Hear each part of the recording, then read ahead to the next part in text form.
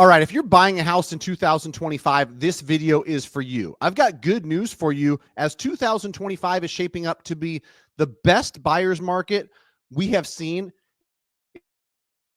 in over a decade. I'm going to explain that to you. And the reason why you want to listen to me or why you might listen to me is that over the last 10 years as a mortgage broker, I've closed over 2,000 transactions. Daily, I'm talking to real estate agents, I'm talking to buyers, I'm putting deals together, and I'm seeing what's happening in the market. Not just my market, but across the country in the 48 states we're licensed in. So I'm not telling you this as someone who's an observer, someone who just looks at a few charts, paints a narrative that I want to pass or want to see.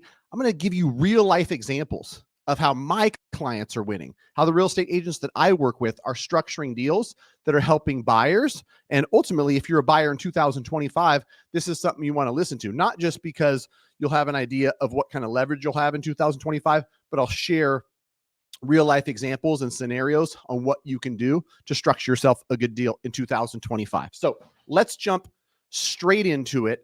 And I'll define for you first and foremost, what is a buyer's market? What does that even mean? For those of you watching that, want just a simple explanation, is a buyer's market is a market in which the buyer has more leverage than the seller. That's about as simple as you can put it. The buyer is able to negotiate price. The buyer is able to go out and look at a few different homes, isn't forced to act super fast where you got to have an offer in by midnight and you're competing against 7 other offers. And so the opposite of a buyer's market is a seller's market. We don't have to look back that far to years like 2021, where it was quite extreme. A seller's market is where the seller has all the leverage. The seller gets to call the shots. And if you weren't in the market then, it was put a sign in your front yard, list your home for sale, kick back and watch as everybody competes. 10, 12, 15, 20 offers. The financing, the mortgages were so cheap, sub 3% mortgage rates, where people were really, bidding each other $40,000, $50,000, $100,000, depending on the market, and paying more for the homes. It was really, really competitive because of the nature of interest rates. And so that is a seller's market. There's more even markets where it's not necessarily a seller's market, not necessarily a buyer's market. And so markets kind of ebb and flow and they go through these different seasons. If as a mortgage broker, I told you that I saw a buyer's type market appear the end of 2023, the end of 2024, when mortgage rates were up, right? That's exactly what happened the end of 2023. Mortgage rates went up, buyers backed off a little bit, and the fact that it was Q4 meant that there was less buyers in the market anyway. And so those that were in the market were able to kind of call the shots. They could go out there and offer $50,000 below list price and have a chance of getting an offer accepted. Same thing happened the end of 2024.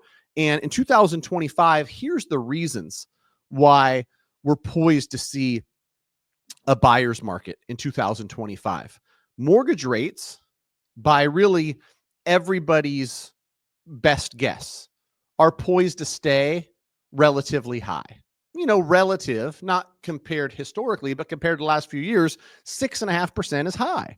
And everybody, Redfin, Mortgage Banker Association, Realtor.com, National Association of Realtors, all these different agencies that put out their best guesses all have an estimate somewhere between low 6s and high 6s for a yearly average. We're going to start off above 7% in 2025. Rates aren't going to come down that much. And we all know lower rates equals more demand. We're not going to get a ton more demand because we're not going to see mortgage rates go into the 5s. So we know that.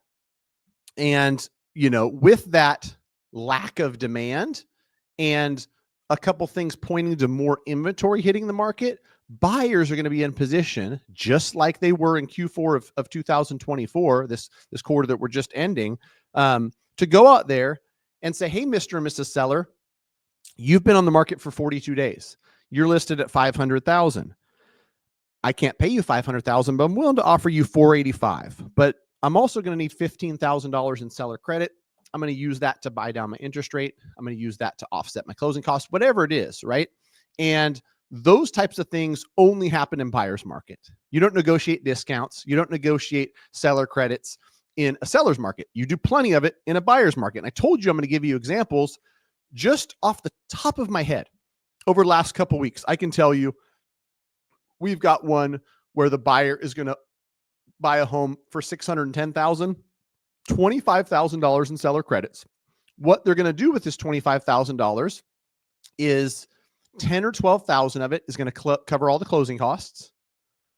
And then the other 13,000 is going to allow them to buy down the interest rate. They're still undecided. Do they want to buy it down permanently and have a rate that's 6% on a 30-year fixed rate loan? Or do they want to use a different strategy where they buy it down temporarily and maybe the rate is even lower, but it's only, significantly lower in years 1 and 2. And then it resorts back to, a 6.75%. These are all the options you just don't have in a seller's market.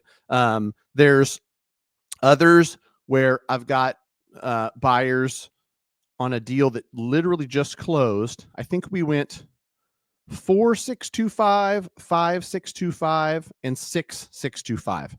That's the structure for a 2-1 temporary rate buy down. First year, the rate is 4.625. Second year, 5.625. Third year through the end of the loan, 6.625. Now, some would say, what does that all mean? To keep it really simple with you, on a scenario like that, the loan size that they had, $800 per month in a lower payment at 4,625 than it would be at 6.625. So year 1, they're saving $800 a month. Year 2, when it goes to 5.625, they're going to save $400 a month.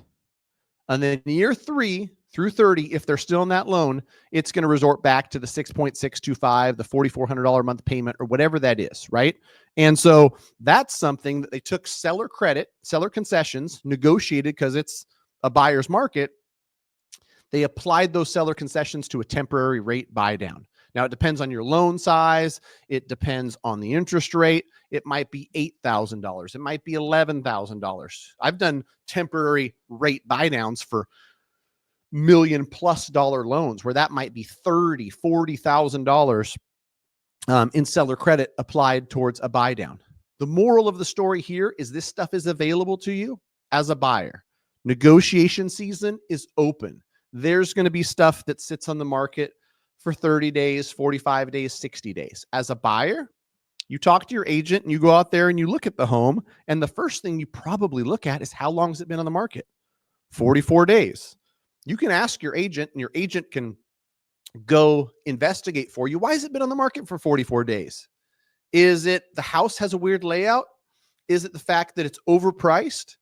Is it on a weird street or it backs up to an auto shop? It could be a number of things. One of the things it might well be is just there's not a lot of buyer demand. At 7% interest rates in this current environment, there's just not as many buyers as there are in other markets. And so use that to your advantage. Go out there and take a look at what price they currently have it listed at. Have a good conversation with your agent about what price you think you could get it for. At that same time, have the same conversation with your mortgage broker. Because what I'll tell you, a common mistake people make, and don't make this mistake, is they say, if I pay $570,000 for this house, let's say it's listed at $600,000. If I pay $570,000, I feel like I won. I got $30,000 off. I'm saving a ton of money. They haven't considered, and you should. Here's what I'm going to advise.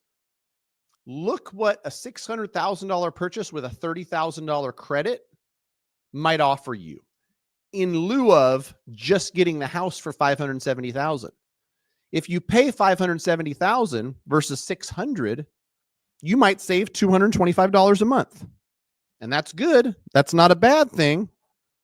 But what if you paid $600,000 and you use that credit to save 1% on the interest rate?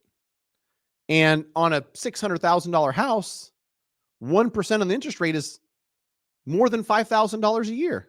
It might be close to $500 per month. Or you take a portion of that and you apply it to a temporary rate buy down, where you might be saving $1,000 a month in year one, $500 a month in year two, and then still have some money left over to pay all the closing costs. So you come to the closing table with $12,000 less than you would if you just bought it for $570 and had no seller credit. So go through those options. Me and my team are happy to do that for you. Greatmortgagebroker.com. You get yourself pre-approved. You understand what you qualify for. Then more importantly, you understand where you're comfortable at from a monthly mortgage perspective. You go out and start looking at houses, looking at prices, looking at loan structures. Then you go back to the mortgage broker that pre-approved you and said, hey, Matt, my realtor says we can get this for $570,000. I don't think the seller cares whether that's $570,000 with no credit, $585,000 with $15,000 in credit, or $600,000 with $30,000 in credit. What will it look like if we structure it in those different ways? That's what people who are really getting themselves into good mortgage structures are doing in 2025, as I think you should do. Again, greatmortgagebroker.com. Reach out to me and the team. We're happy to help. Talk to you soon.